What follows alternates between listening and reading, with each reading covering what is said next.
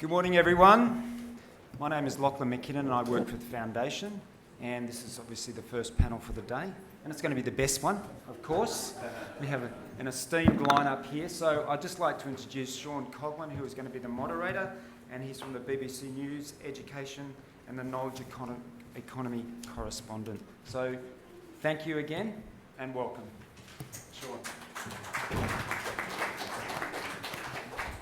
Hello, everybody.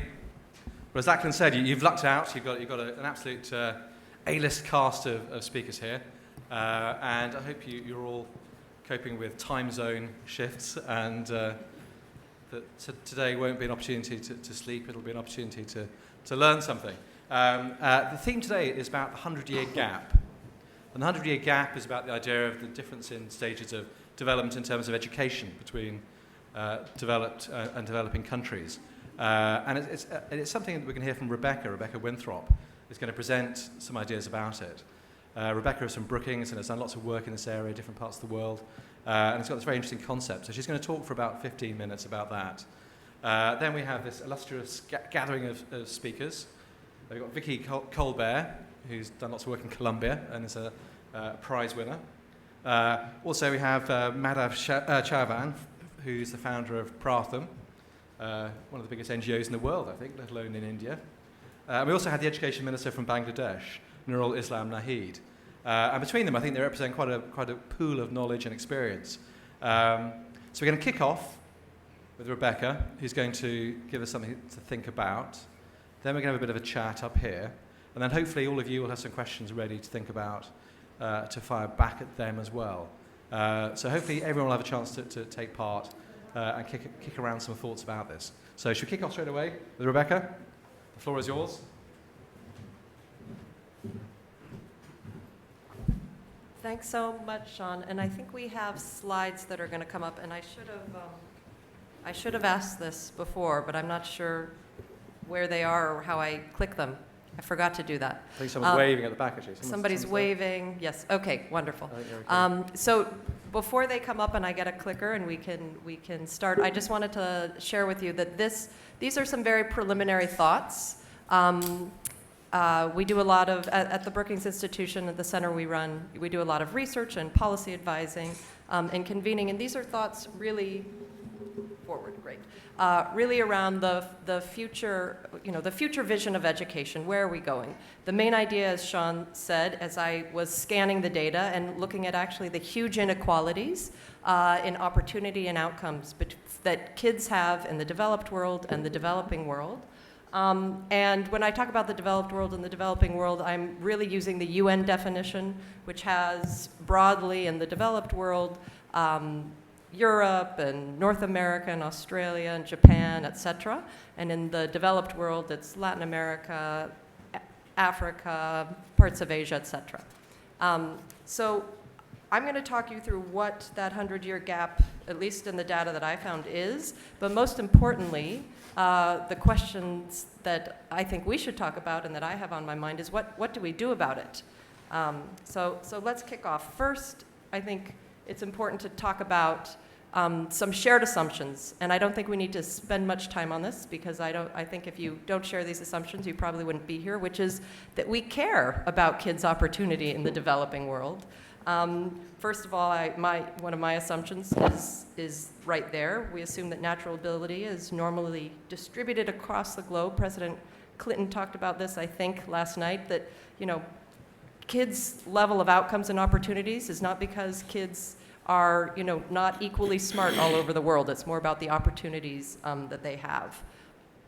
The second thing that we care about is that we care there's a big gap morally. It's, if you believe in children's rights, every kid should have an opportunity to live to their full potential. But also, if the rights argument really doesn't sway you, there's a big economic argument about why we care about opportunity for kids in the developing world in education, which has to do with where is the global talent going to come from? It's largely from the developing world. We do have to think seriously if we want to think with about growth and productivity over the long haul about skills development in the developing world. So with that, let's kick off. This next slide So take a look at this next slide. This is the number of students in the red line is primary education, the yellow line is secondary education, and the gray is students in university over the last more or less 200 years. And I think you should notice three things. The first thing is that schooling is an incredible scaling success story. We talk a lot about scaling, scaling up, why it's difficult to scale up, scaling up innovation. Schooling itself, mass education, is an incredible global phenomenon. And it didn't massively scale up around the world. You'll see a big uptick there, sort of starting in the early 1900s. It didn't massively scale up around the world, this model of schooling, because there was massive economic growth. Schools, we've looked at the data, schools spread and scaled up in countries that were growing rapidly economically and countries that were stagnating economically and not growing fast. So it's not because there was big economic growth. It's also not because of sort of a vibrant spread of democracy. We've again looked at the data. Schools scaled up all over the world, whether you're a democratic country, an autocratic regime. So there's something happening about schooling. And the second thing that you should note about this is the big uptick in enrollments, particularly you see there at primary, sort of mid-1900s. And so there's lots of reasons why schooling spread around the world so successfully. Three top ones are the Industrial Revolution. So this is an economic reason. The economy needed new types of skills. Andreas talked about this yesterday morning, for those of you who attended, about how primary education responded to the Industrial Revolution. The second one is nationalism. This idea that education can create a shared identity amongst a group of people was used both during the colonial period and strongly in the post-colonial period. And the third one, which is actually the most important one in terms of getting numbers of kids into school, is human rights. The mid-1900s, the Universal Declaration of Human Rights declared that all kids' education should be free and compulsory at the basic levels. And that idea that every kid should have an opportunity to go to school was extremely powerful, took off like wildfire. Before that time, in a lot of places, particularly in the developing world, it was quite accepted amongst parents, community members, kids themselves, that schooling was really for the elite. But wasn't for everybody. I can't imagine a country today where if somebody is running to be a president or prime minister and they come out on a platform saying, I'm going to have school for half of the kids, that they would get elected. Can you guys imagine that? So this idea of human rights is incredibly, incredibly powerful.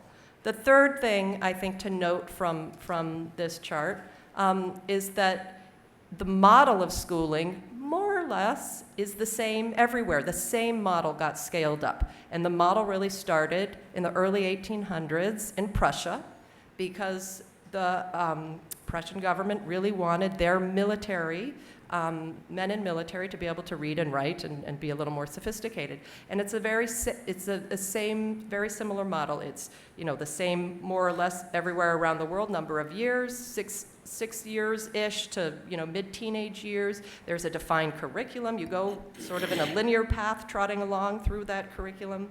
You have a teacher and a school. That's virtually more or less the same model everywhere.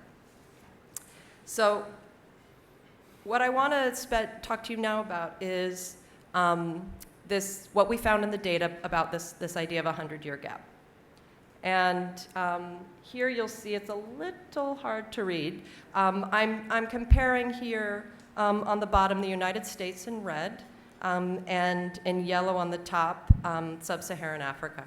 And you'll see that mid-1800s, 1852 in the United States, the US passes its first compulsory schooling law.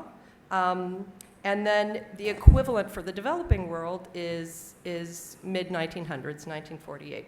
So right out of the gate, you see that we start off with a 100-year gap. So the idea of mass education comes to the United States 100 years before the idea of mass education comes to sub-Saharan Africa. So, okay, fine. So maybe this gap is just a virtue of history. You also see that in what really set kids apart in the United States, in the early 1900s, around 1910, there was about a third of kids in the United States enrolled in secondary school. And this was the group who was really going to sort of be the leaders and move the economy forward. And today we have a third of kids enrolled in secondary school in sub-Saharan Africa. So another form of the 100-year gap. But you might say, okay, well, that's just historical legacy. I'm sure, we can catch up moving forward. But projections moving into the future, when we look at enrollment, kids accessing school, are still for a 100-year gap. Basically, the UNESCO Global Monitoring Report did a lot of analysis, and it's going to take, from today, it's going to take until the year 2111, if we do exactly what we're doing now, status quo, business as normal, before every single kid gets enrolled into school all the way through lower secondary in sub-Saharan Africa. It's going to take 100 years today before we get all kids, let me repeat, enrolled through junior secondary school in sub-Saharan Africa if we just keep on with what we're doing now, which to me, of course, seems crazy. Largely that's actually because of poor rural girls who are accessing education in such low numbers. There's another way to think about the 100-year gap when we looked at the data, and that's this. This is attainment. This is a chart looking at mean years of schooling. So the idea is, in your country, what's the education stock of your population? How many average years of schools do adults have?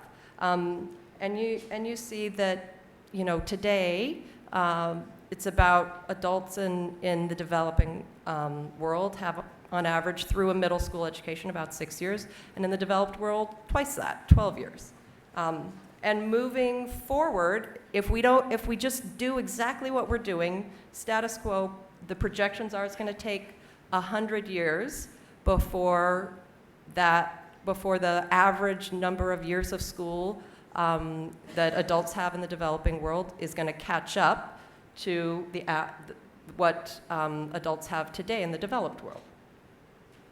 So you'll see, I don't have a little light, I don't think, but you'll see basically that's the red is the developed world, the yellow is the developing world, and it'll take about 80 years for the average mean years of schools, the average sort of stock of education for the developing world. But if you pull out of the data in the developing world, the poorest countries, low-income countries, it's going to take 100 years before they catch up.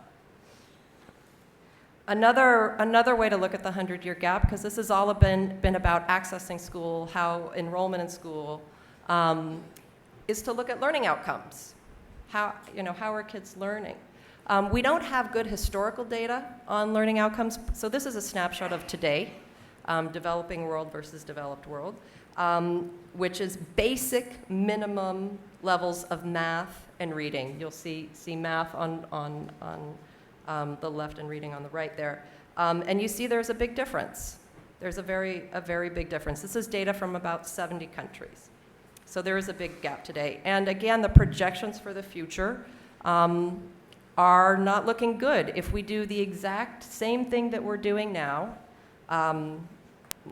sort of same policy prescriptions, same levels of investment, same models of education, it's going to take 5 generations for average scoring students in developing countries to catch up to those in developed countries. So I have a son in school in the United States where I live, and if I happen to have been living in Asia or Southwest Asia or Africa or various other places, it would be my great-great-great-great-grandchild who would reach average minimum learning levels as kids in the US that it would take. So that's approximately 126 years. So this is all a bit depressing, but I do think what it tells us is that we really can't wait. We should not just be, this should not be our scenario for the future visions of education. So the question in my mind really, and again, this is preliminary research, and I would love feedback, particularly from the panelists and all of you, because I will absolutely take it, and we'll have an essay coming out that goes over this, but we'll take your feedback and incorporate it into your essay, into the essay, is I have 3 ideas for different options. One, what can we do? We can try to bend the curve. What this means is that we take the same model of schooling, but we try to do it faster and quicker. Another option would be to leapfrog, which means we try to take a different model and skip over some steps along the same sort of path, the same sort of fundamental vision of what schooling will look like.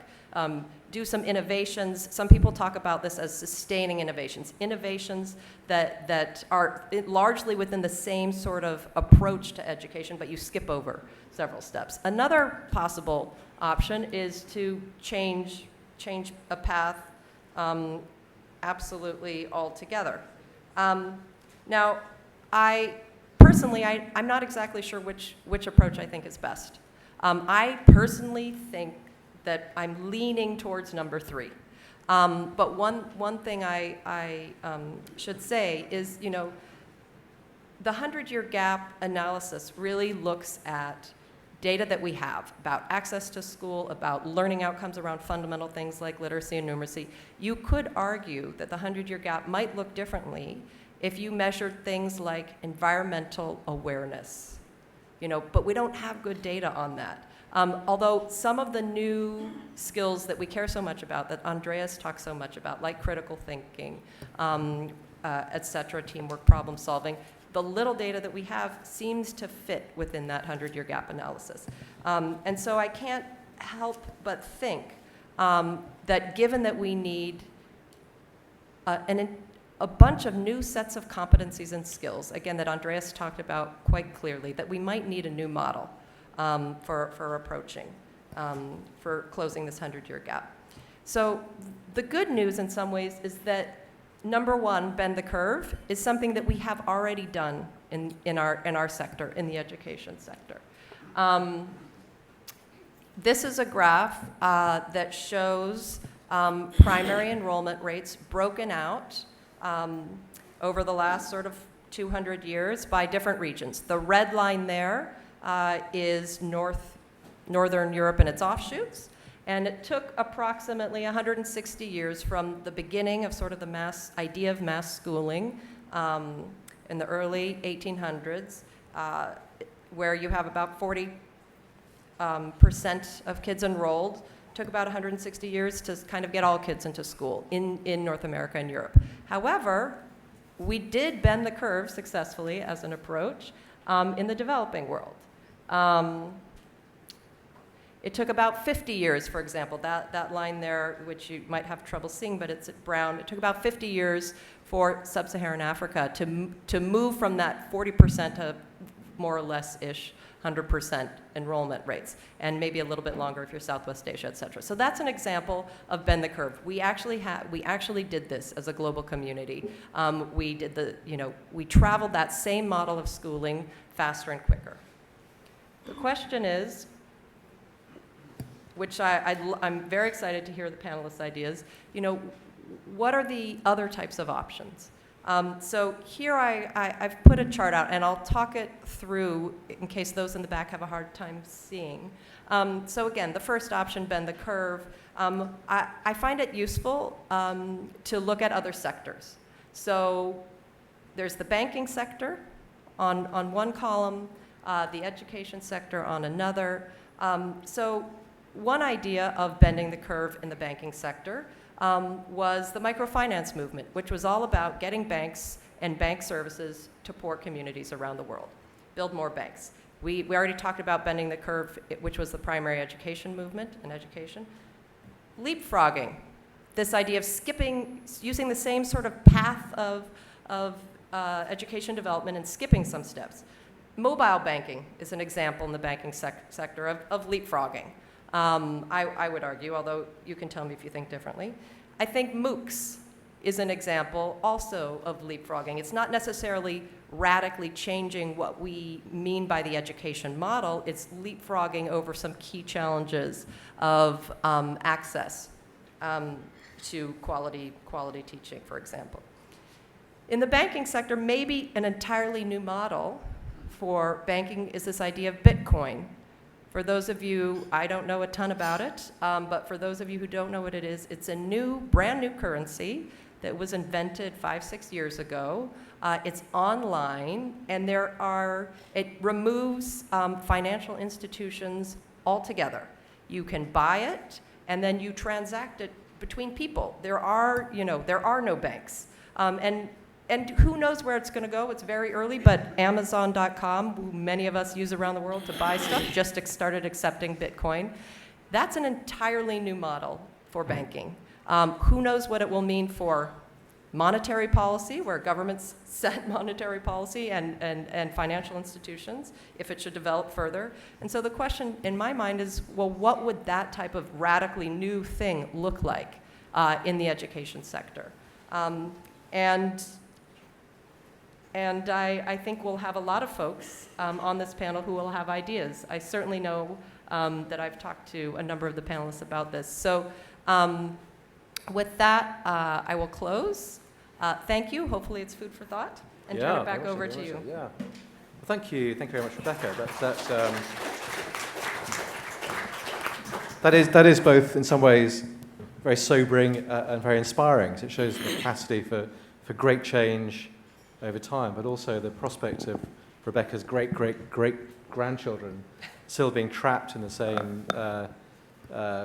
same gap in terms of access to education and the quality of their education is quite startling, and I hope we wouldn't be here in, 26, having the same conversation. So perhaps we'll get some of the reactions to that from the panel. Perhaps we could start with Madhav and move along. But what do you think? I mean, when you see those figures, do you think that that's something that you recognise, and what do you respond to Rebecca's concept that we need maybe to think about reinventing how education is expanded or leapfrogging? What do you think about that? I think this effort of defining the gap, and then Rebecca's trying to convince us that it is a 100-year gap based on enrollments or whatever, is an interesting one. But you gave an example of the mobile banking. Interestingly, when this new technology of cell phones came, it almost appeared that there is no gap. Today in India, not the smartphones, but about 80% of India's population owns a cell phone. Kids are as smart with cell phones as anywhere else in the world. That has become kind of a leveler. If you ask the same question about other technology, which the developed world, Europe, America, had a 200, 300-year background, or more actually, because it was the rise of the artisans in Europe that was important for the development and eventual evolution of the Industrial Revolution. And India never had that base. I mean, we did have 1,000 years ago, and then it was completely destroyed in the last 400 years or so. And so our society is not a manufacturing society. Manufacturing is what, 4% of the entire GDP.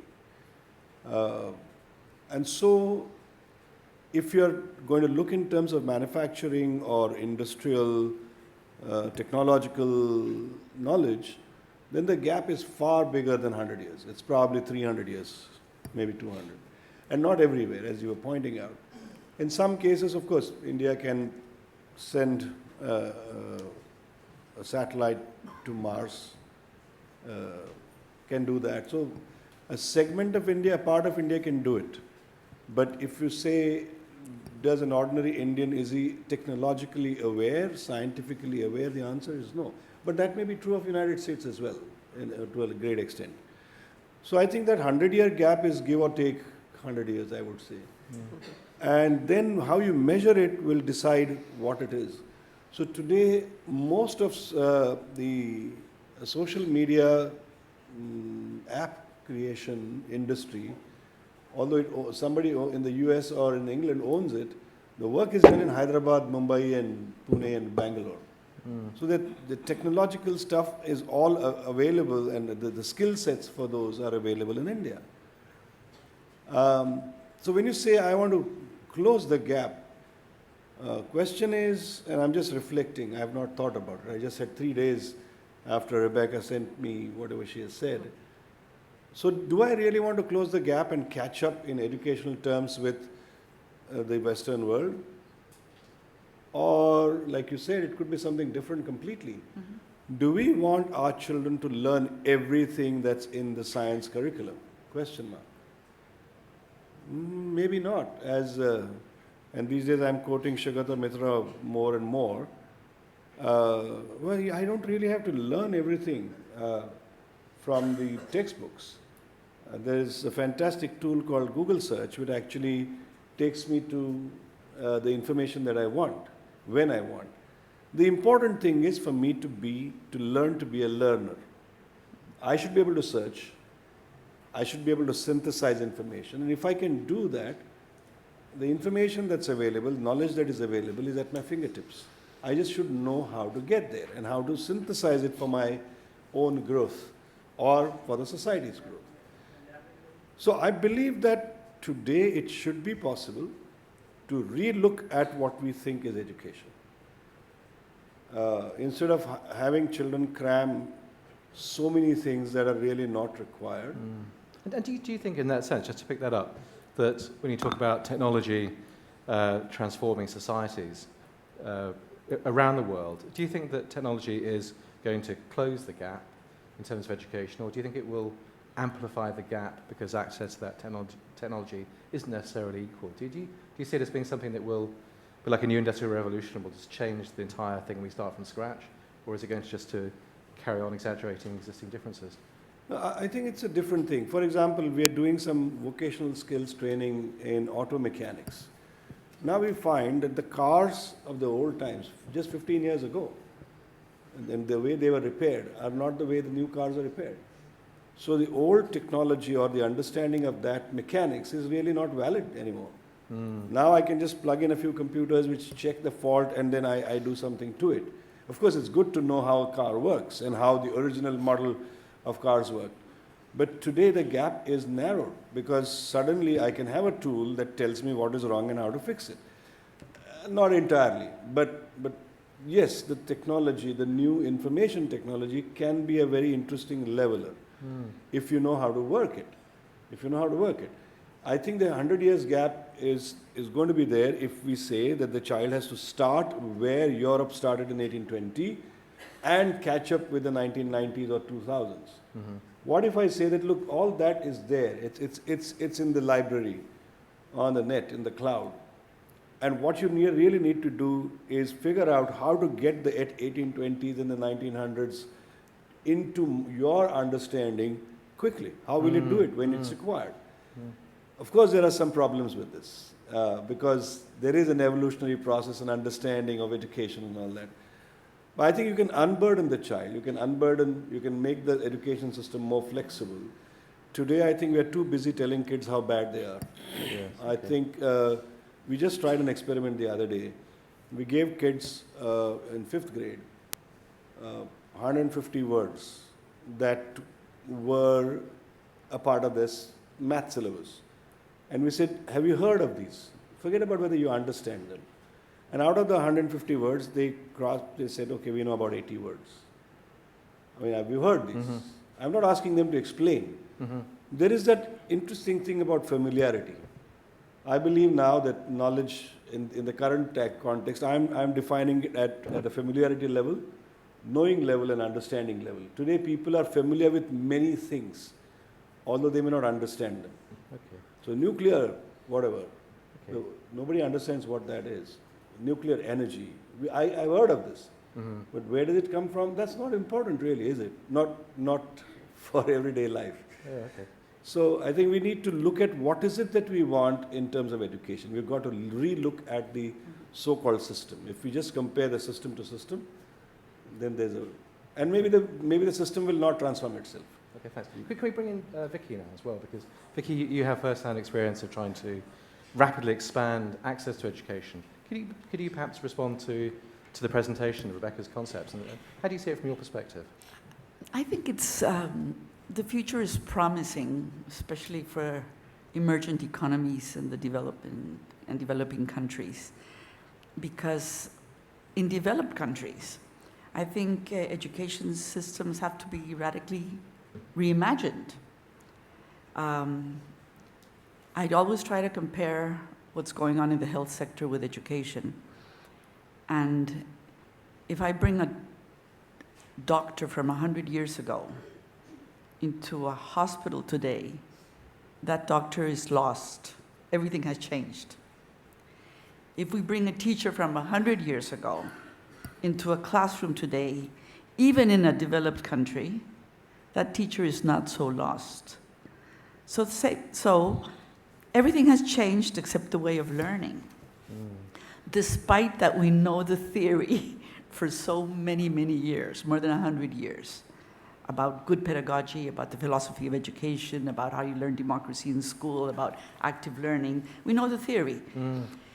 But then here is where I feel that it might be promising to look also at the emergent economies and developing world. That's Charles Leadbeater, how do you pronounce his last name? I'm not sure. Leadbeater. He says, everything has to be reimagined, and you can be optimistic about what's coming out of the developing world. So we have had, in our case, we've had so many difficulties, so many problems, so many challenges, that we had to rethink everything. Okay. How is the active learning? We're talking about paradigm shifts, moving from the predominant model that everybody knows, teacher-centered education, into what we have learned about 100 years ago, really child-centered learning, which doesn't really take place. I mean, if you look at classrooms, even in developed countries, they haven't changed the way of learning. So if you look at, more of the same is not enough, I think.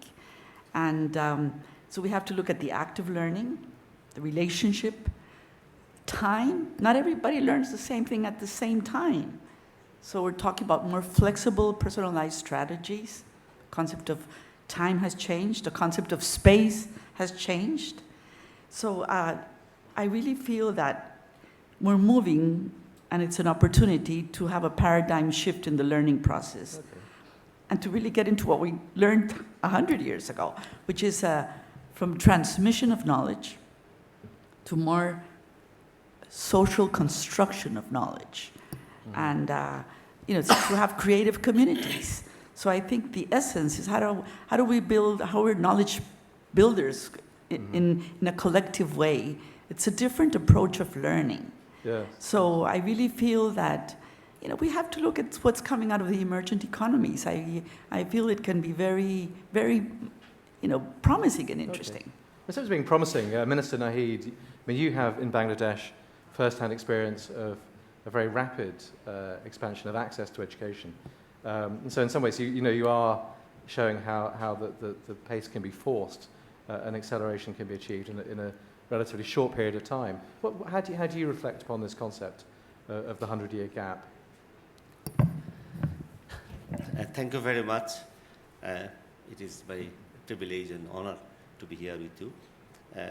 What Rebecca already said here about that we cannot afford to wait 100 years now. And I am confident that it will not be, in reality, will not have to wait for 100 years. What you have said or asked me about the experience of Bangladesh, we have learned for other panelists, so I just add to them. Only 5-6 years before, in Bangladesh, we have a small territory but a very large number of population. About half of our children were out of school. So we have a definite target following MDG goals or IFA goals, and we try to bring them to school by a definite period of time. So by this time, we have already brought more than 99% enrolled in the schools. And the number is very big. And our education family, I can say, is one of the biggest family in the world. It is more than 55 million students in the education family. So what we have done, there was general awareness among the parents that they want to send their children to school. What was not before 20 years or 25 years. Now they are interested to send them. And we, from the government and from the various organizations, we try to organize in such a way that we can bring the children to school. So we give them support. For example, we have we are giving free textbooks to all children from class 1 to class 10. And this is a very big number. For example, this year, we started from 2010, and we, at that time, we gave 199 million textbooks to 27 million students. Now, gradually, every year increasing, and this year, on the 1st of January, every year we distribute these books. The number of books is 326 million among 44 million students. So you can imagine that dropout decreased, enrollment increased, and the students are increasing. And we also give support to the students with about 40%, considering them they are coming from poor families, a small amount of money, a stipend. And another target was to achieve the equity of boys and girls. Already we have achieved by 2012. Now more girls are studying up to secondary level than boys. In secondary level, we have 53% girls and 47% boys. So they are coming, which was unimaginable before 20 years. So the boys and girls are coming to school and dropout decreasing. And now the main problem is now we have to improve the quality of education. And what was discussed yesterday was a very important thing. The main question is quality teachers. But we cannot afford, because financially we cannot attract the talented people in this profession. And also commitment to education as a profession. It is not a profession, it is more than a profession. And dedication for bringing the new generation with knowledge, with skill. The problem of teacher, attracting them to this profession because of financially and also of motivation. These are the problems. But what we think that we'll not have to wait 100 years. No, good, okay. What gap we have already before for 100 years. Now I think it is not like that. Students are increasing. And what already mentioned, Chavan, that in Bangladesh, we have about even more than 80% have their mobile telephone. It's about more than 40 million people have their internet connections. And we have in our schools, the new technology is now introduced. And also we are trying to train up our new teachers, motivate them. So these are the problems that we are facing nowadays. We can bring all children to school, to keep them to school, but to give them quality education so that they can have new ideas, new knowledge, new skill. Then we can fill up this gap I think, in a short period of time. Okay, thanks. Leave it there for a second. Can I come back round to you again? Just another quick question. We're looking at gaps between different parts of the world. Can I ask you how much this gap, or if there is a gap, is about inequalities within countries as much as inequalities between different countries? If you take the United States as an example, the gap between perhaps a very high-performing state like Massachusetts and a southern state like Mississippi is wider than the difference between many countries. And within India, we've heard there are huge gaps between different parts. Within almost every country, there are huge differences in access to education. Do you think that the gap is sometimes within and about choices made within those countries, rather than something which is happening in terms of the global economy? Do you want to? Yeah. Yeah, that's an absolutely huge part of it. So that slide I put up around, it'll take 100 years for all kids to actually get into primary school and stay through junior secondary school. The reason it's going to take 100 years, the top 20% socioeconomically will get there, are probably close to already there. The reason it's going to take 100 years is the bottom 20% socioeconomically, who are girls who live in rural areas. So boys will get there a couple decades before that. So it is a huge part of what makes this large gap is how unequal education systems are within countries. Mm-hmm. That said, we are starting from very different bases in sort of developed world or developing world. But you could, and I will take it, and we played with this, slice this gap in different ways. It just, we thought that it made a lot of sense to talk about it this way, to really stimulate a conversation and to show quite clearly that, complacency is not an option. Status quo is not an option. Like, we are busy working away, trying to do the best we can within the type of model of schooling that we have. But, I'm a bit with Madhav and quite taken with some of his ideas as we've had conversations before. Maybe we need to think really differently about a new model of schooling for those places that are absolutely farthest behind. And I know, Vicky, I can't remember if you just said it just now, but we've had conversations. No, you did say maybe the developing world is the most promising place to look for new models. And maybe some of those new models might work quite well in, I used to do education programs in the inner city in New York City and the Bronx, the poorest school district in the country. Maybe we could apply them there. It's just that the sort of levels of poverty, levels of infrastructure, and levels of government regulation and assist are totally different in a place like New York City, where it is much harder to do wildly different things. Okay. Madhav, what do you think? Again, I'm struggling with this idea of the gap. If you look at, let's take India, that's the country I know a little better.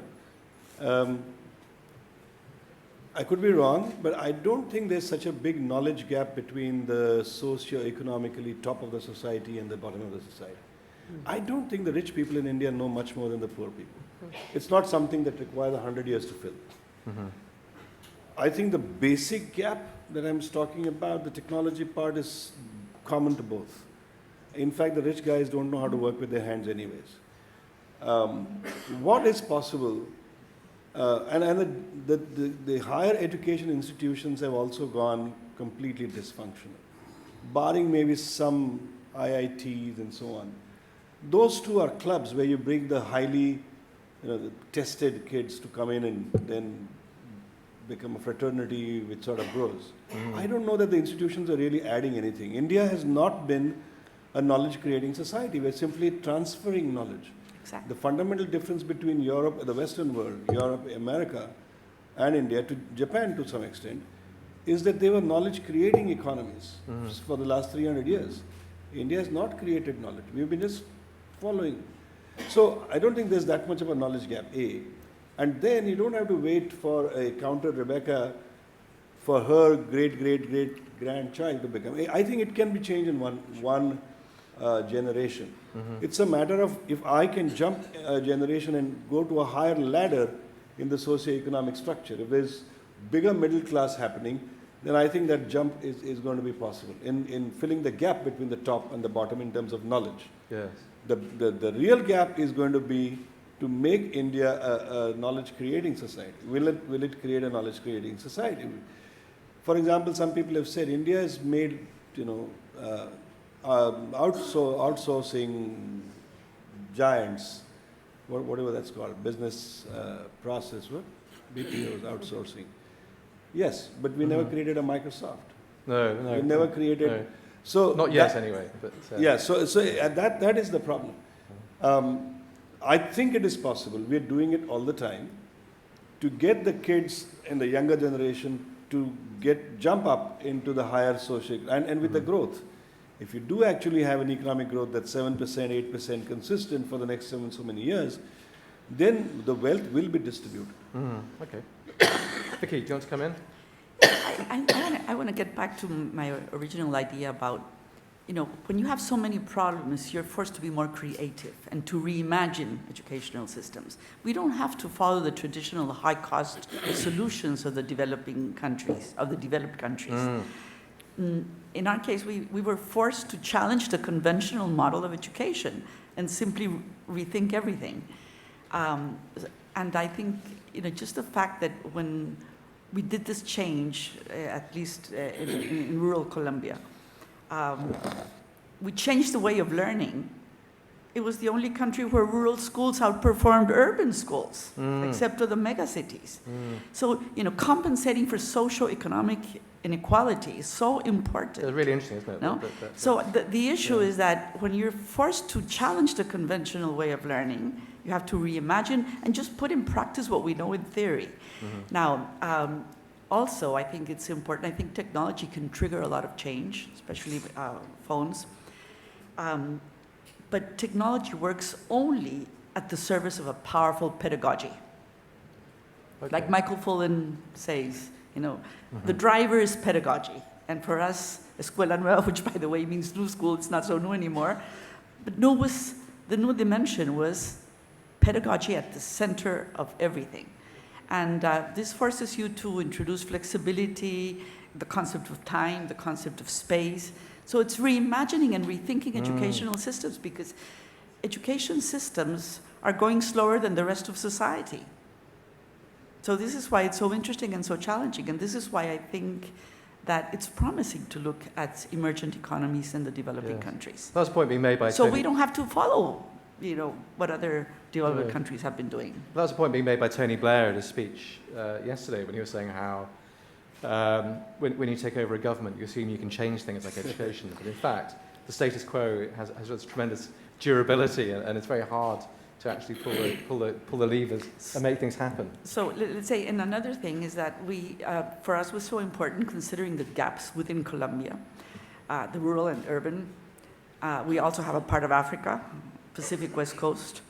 But just to see that there were changes, huge changes in learning achievement, and not only in learning achievement, but in social skills and emotional skills. Just to see this, it's promising. So I definitely feel that we have to look for optimism for the future and challenge the conventional way of traditional learning, look into technology as it can trigger, but only if the driver is pedagogy. I want to quote a good old friend of mine from Uruguay. He used to be the head of technology education in Israel. And this was 10 years ago, he was saying this in Latin America. Introducing computers in the classroom without changing your pedagogy is perpetuating at a higher cost a traditional technique. So we have to look for low-cost solutions, much more imaginative ways of thinking. Just more of the same is not enough. So I think it's an opportunity to redefine the way of learning. Great, thanks. And Minister Nahid, when you set out some of the very rapid changes in Bangladesh and how you transformed access to education, what I was interested in hearing from what you said was, what triggered that? If there had been a problem before, what was the sort of the blockage in the pipe that you removed and which allowed so much to happen so quickly? Because all of that could have happened 10 years before. It might never have happened. What was it at that moment that made Bangladesh change so quickly? What was the trigger? Number one, I agree with Mr. Madhavan, what he has said, that India, of course, is far advanced from our country. But even then, we are to create knowledge. We are not there. But we cannot solve the education problem isolatedly from other sectors of life. For example, a developing country, we must fight against poverty. We must also fight for advancing the society economically, socially, in all respects. And the opportunities should be given to these countries, and support should be given by the developed countries, those who are advanced 100 years, to how we can develop our knowledge and also can develop our research so that we can create knowledge also. And then it is possible. Yes, now we are demanding the transfer of knowledge, transfer of technology and so on. Yes, it is transferred and it is now we can use it. But all these countries, we should prepare our young generation so that they should have in their mind that they will have to create new knowledge for the concrete situation of their own countries. Just only we cannot transfer the knowledge and we will solve our own problems. Our new generation will have to be prepared with research, with creating new knowledge to solve the problem so that we can come out of poverty, come out of other social problems, and then it is possible. Only we cannot separately solve the problem of education. Mm-hmm. Yes, we have taken many steps, and at the same time also in economic side. For example, food was the main problem in our country for a large number of people. But for the last 5-6 years now we are producing sufficient food. Even this year we have exported food, also in healthcare, also in social services.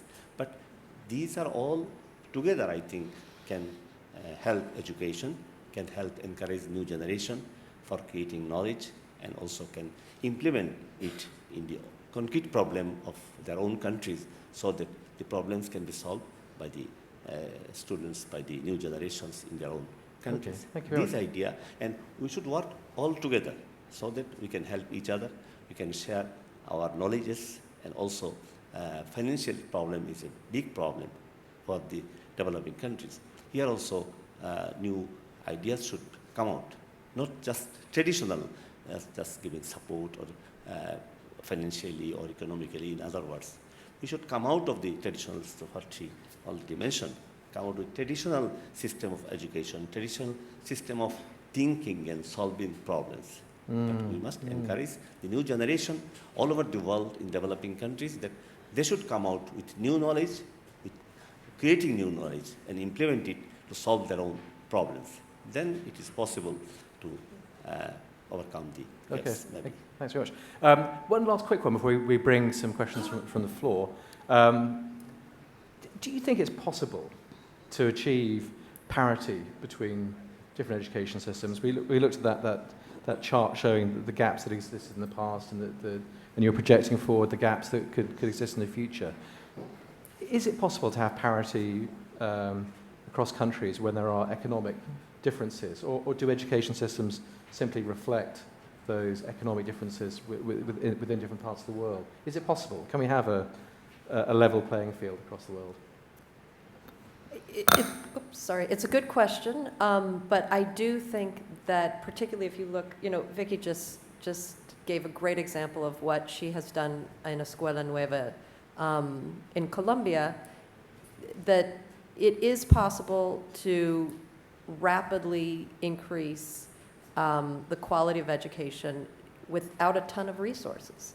I mean, the fact that Escuela Nueva, first of all, was cheaper, right, Vicky? It was cheaper than the government school, much cheaper, and it was, the model she used just totally took a completely different approach to teaching and learning for kids, and it was, the only place where rural kids outperformed urban kids, and with a, and usually there's a big economic disparity within countries. So I think that if you could sort of look at that across systems, and if you lay over top of that what Andreas was talking about yesterday morning, where it's not, the U.S. spends a ton of money on education, and we don't necessarily, I say we, because I'm from the U.S., but not very involved in education policy in the U.S., but we don't have great outcomes, where other countries spend much less and have great outcomes. So I do not think it's a given that your economic status determines your education outcomes. So I do think you can do a whole range of things and catch up. There is one caveat, which I think is sort of, in some areas, I'm really talking about basic education, but if you start talking about higher education and the sciences and, particle physics research, et cetera. I mean, those you need a ton of infrastructure, and it's incredibly expensive. And I don't think that is something that you could necessarily spread around. But if you look at basic education, I do think. Okay, Madhav? Is it going to be a fair world? Sorry? Is it going to be a fair world in the future? I never was, probably never will be. So look at India. I'm just saying, do you need parity, and how do you even think of parity? You may think of parity on country levels, but education is important for the country, for the society, for the family, for the child. And the child is not really looking for that parity. He may have aspirations, and he is looking, that's what I want to be, or that's where I want to go. The country may be looking for parity. We are as good as America. The family may be saying, earn some money. And so it's a completely different paradigm for each one of them. Yes. Do you mean in that sense that it's an interesting argument? You're in a way saying that there's a tension between the idea of education being a competition between individuals and countries, and also education being something where we want everyone to win the race. Yes, everybody has to win a race. And in the bargain, everybody has to make sure that there is no race. So I feel parity is probably not the way to think about it. 70% of Indian kids in the next millennium development goal, SDG period, will not even cross the 10th grade, 11th grade line. And they'll get there barely. So that parity with the United States or Finland is less relevant to them than coming out of this and making something of their own lives be useful to the country and be useful to their families. That's going to be important. And in the local context, quality of education has to be measured that way. I'm not saying they will not become scientists and engineers, but some of them will, not all. And this is the socio-economic reality that we have to face.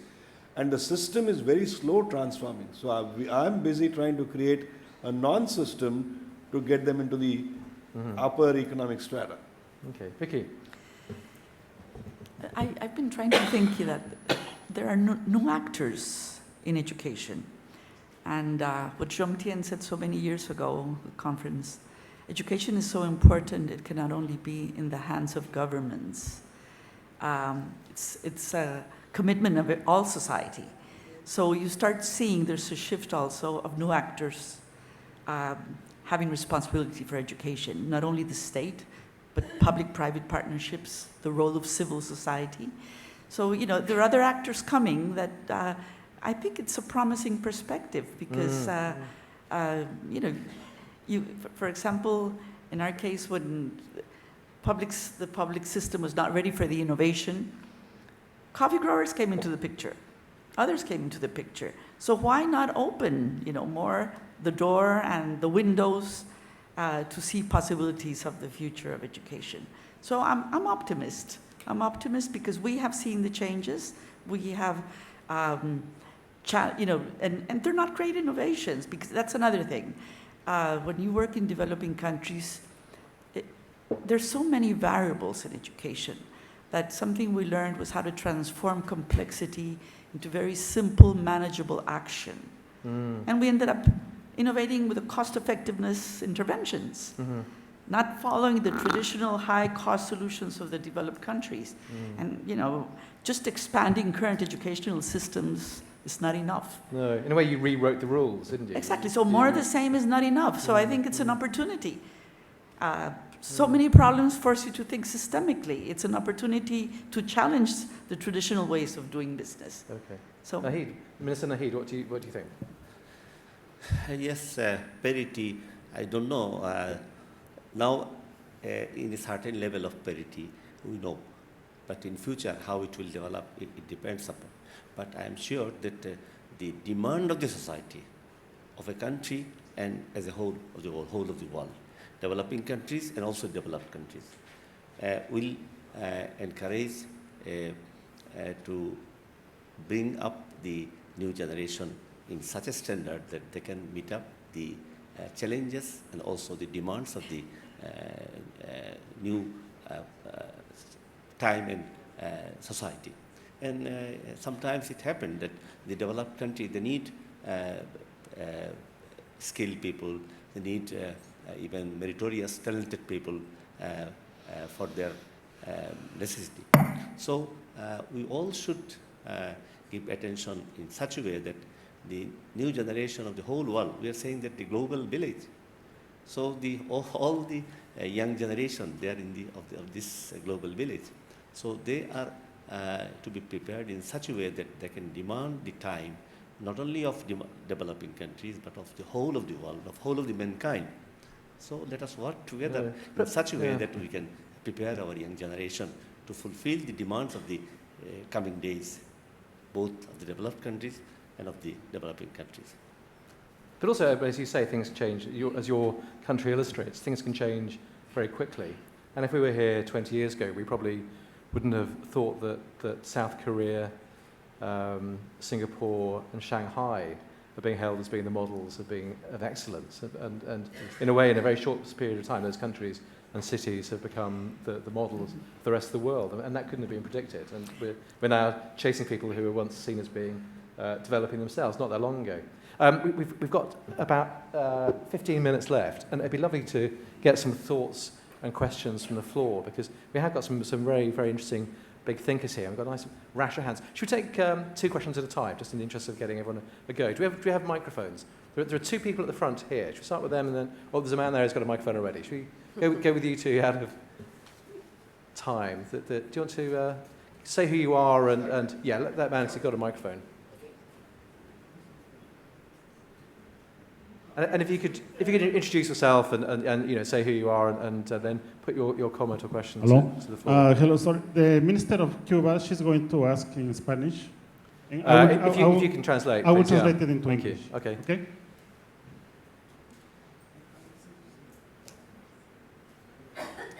Buenos días.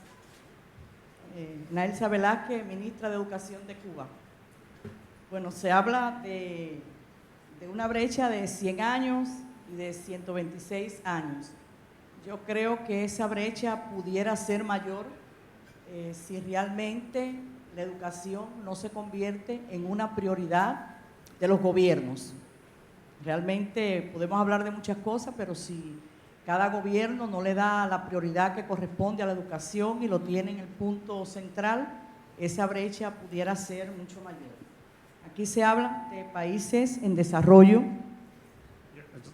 Here we have talked about a 100-year gap, or in some cases 126 gap. But in some cases, this gap could be even bigger. So I think that this gap will not get smaller unless the government gives priority to education. Okay. Yeah? Do you want to respond? There's more. Un comentario, yo no voy a hacer pregunta. Cuba no es un país desarrollado, es un país que tiene muchas limitaciones económicas, sin embargo, la educación constituye una prioridad y se dedica más del 10% del Producto Interno Bruto a la educación, más del 24% de los gastos del Estado. Eso permite que realmente nuestra educación sea totalmente inclusiva, gratuita, incluyendo todos los materiales escolares que se le entregan a los estudiantes. Y además tenemos un % alto de éxito, sobre todo en la educación primaria, la educación media, de más del 98% de los estudiantes que son exitosos en su continuidad de estudio. In Cuba, we give priority to education, and then, for example, more than 10% of the GDP is spending education, and we have more than 98% of success. And kids that go to primary school and to secondary school, education is free. When we talk about free, not only access to education, but books, transportation, all that. Okay, thank you. Considero además que es importante el desarrollo tecnológico. Nosotros trabajamos en ese sentido y tenemos computadoras en todas nuestras escuelas. Pero para nosotros también es esencia el maestro, la formación del maestro, la preparación del maestro. Por eso es que tenemos una red de escuelas pedagógicas y universidades pedagógicas donde formamos a todos los maestros que necesitamos para los diferentes niveles educativos. Y trabajamos en el perfeccionamiento continuo del proceso docente educativo, incluyendo los métodos a los que ustedes se han referido, que también consideramos que hay que ir evolucionando de acuerdo a cómo el mundo se va desarrollando y van surgiendo nuevas tecnologías. Yeah, well, we have computers on most of the schools, if not all of them. But we are also interested on having good quality teachers. And we spend a lot of money on teacher training. We have teacher schools for developing schools. And we are also interested on developing and improving the education system, teacher training, student access to education. Okay. Can we leave that there then? Thank you very much. That's lovely. Thank you. Now, there's someone at the front here, wasn't there, who's going to... Two people, actually. Do you have microphones here as well? Someone coming to you rapidly. We'll get this man afterwards. Is there another microphone we can get ready so that... Hi, I'm Dusa, teacher from Canada. My question is... is the microphone on? Is it on? Armin Doucet, teacher from Canada. My question is, we've talked about technology integration and about bridging that gap. My question is, for teacher training, we talk about technology integration, but at the core of that is teaching those core 21st century skills to be able to actually do that challenge-based learning, inquiry-based, project-based, and so on.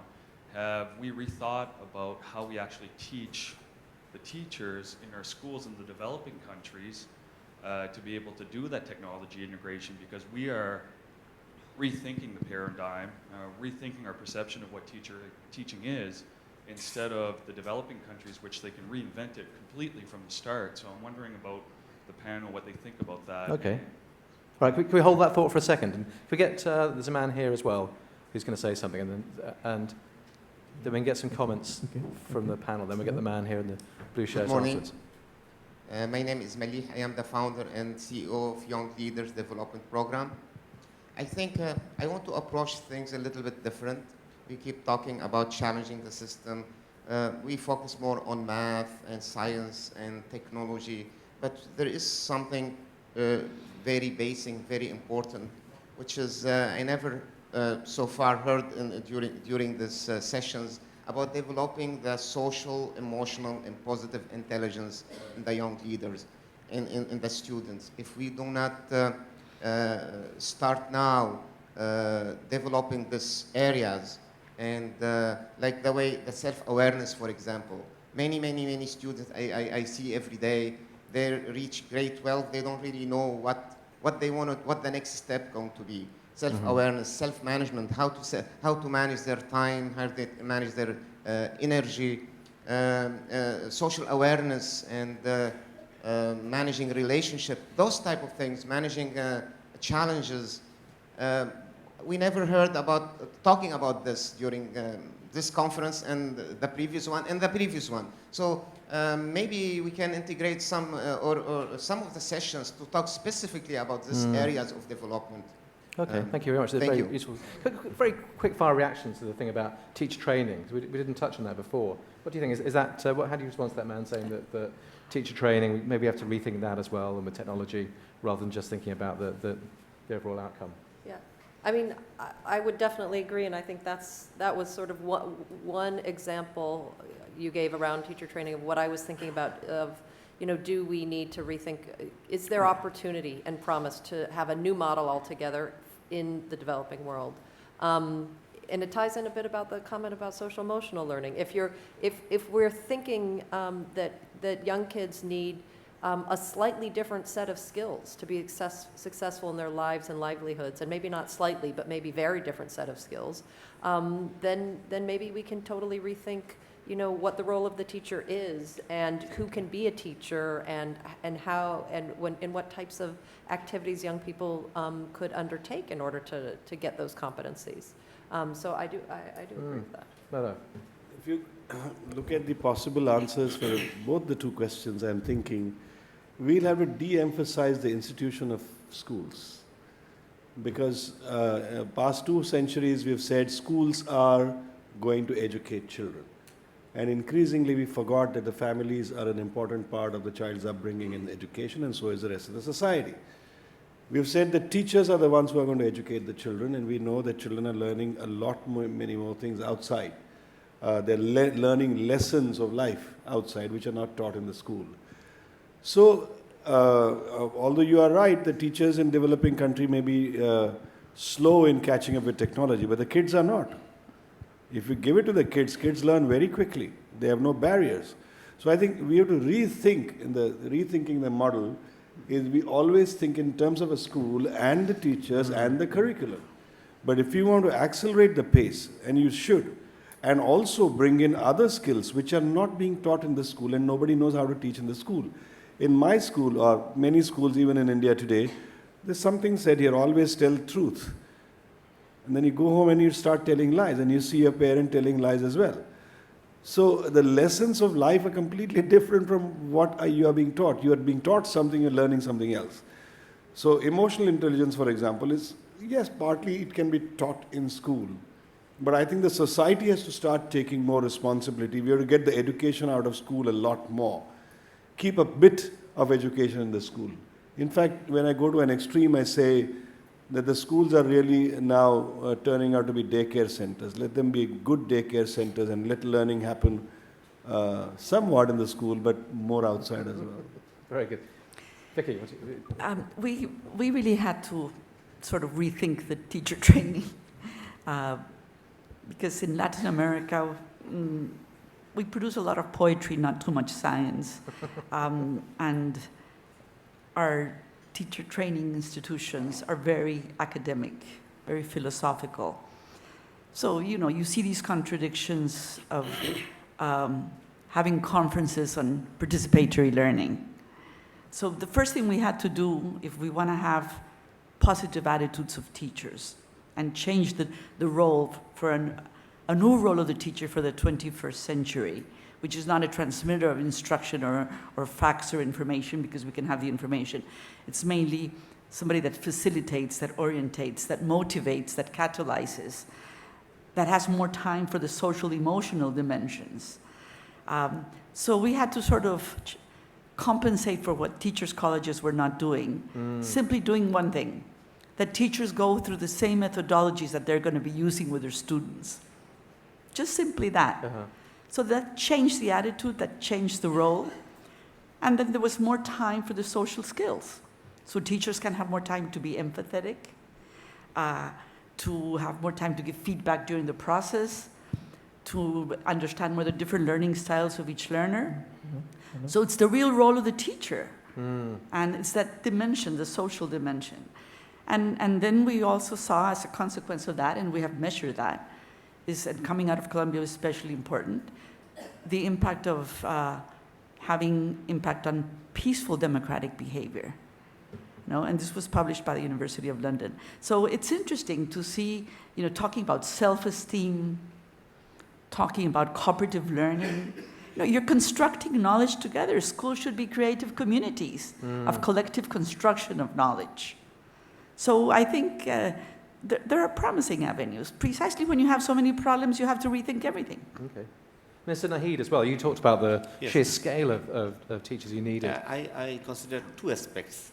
I agree with the points that already have taken. We are giving much more importance to teachers' training, and we are also learning from you how to improve the teachers' quality, and this is one point. Another point, concretely for our experience, half of our students are coming to school as first generation from this family. So nobody went to school from this family. So the students going home, he's generally encouraged by his parents, but they cannot help, they cannot guide. So it depends more upon teachers to give this support also, which he is not getting from his own family. In our context, because I have mentioned that half of our students are coming as first generation of the family.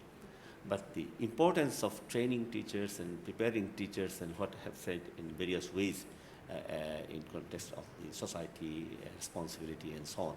We all agree and we give priority to these questions.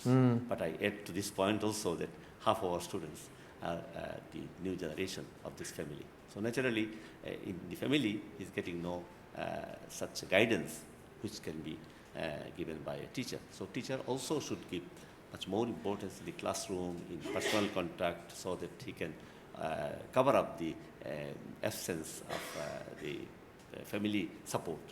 Okay, thank you very much. We've got time for yes, there's a man here and a lady there with the green. Do you want to speak first and then the lady there? Thank you. What I've just heard is really very, very good to know that if we do not change the status quo, for the next 100 years, we're going to be in the same situation, which is very good. But at the same time, we've also got Minister Nahid saying that Bangladesh is doing a lot of things. Then we've got Mr. Chavan saying that there are a lot of systems which the school is not doing and we need to go outside. There are 4 dimensions of learning. One is the school, one is action learning, one is at home, and one is self-learning, of what he's saying that children can start learning on their own. Now, what is happening in Thailand, which is actually trying to address the situation, is Thailand has the same problem every one of us has, but it's got a military government which is taking a very bold step to be able to re-look at education. It's re-looking at education, that the present education system in the world is not working. So if you go on teaching the way you are teaching, it's not going to work. You have to basically change the different kinds of subjects, subjects which are relevant today, not subjects which were relevant 200 years ago. Today you can go and learn from the internet. Today you can learn through self-learning. Today you can learn through action learning.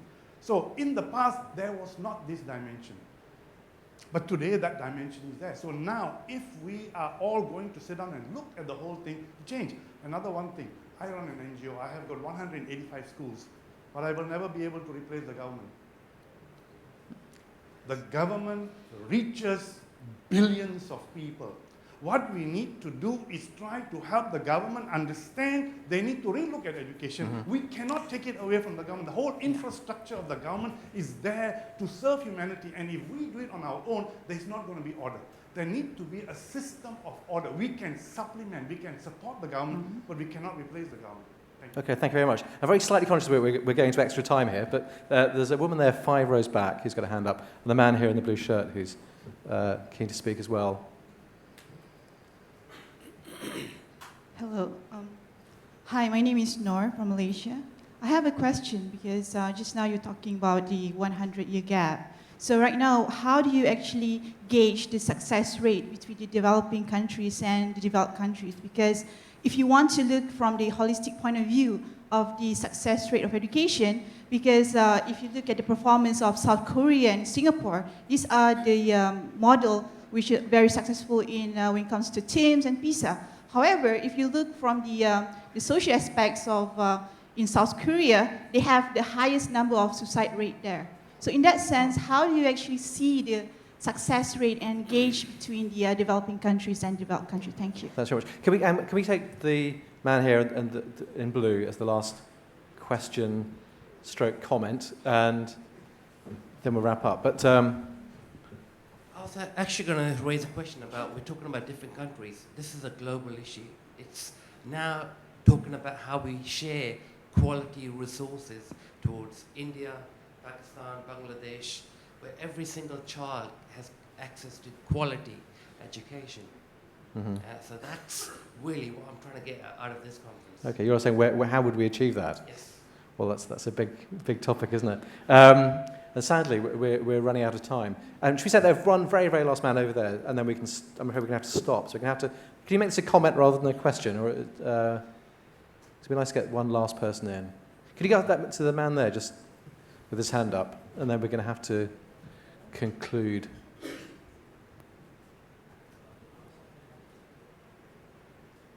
Thank you. I've heard a lot of things about education, and there's something basic in my country, which is Mozambique. I would like to hear something about how do you think the mother tongue education would contribute towards filling in the gap? Because in my country, our kids go to school and learn everything from scratch in Portuguese. Mm-hmm. We've been trying hard for the last 40 years, and the quality of education is becoming worse and worse. Thank you. Okay, thank you very much. We're not going to get a chance to go around those again, but they're all huge themes. The questions about is happiness the same, is success the same thing as happiness if students are not you said that sort of under pressure, and also there's questions about access. But first of all, can we give our panel a big round of applause, because they are... because there are some very, very, very big thinkers here and some very big thoughts, and maybe we can carry on with the discussion outside. But thank you all very much for coming, and thank you for contributing.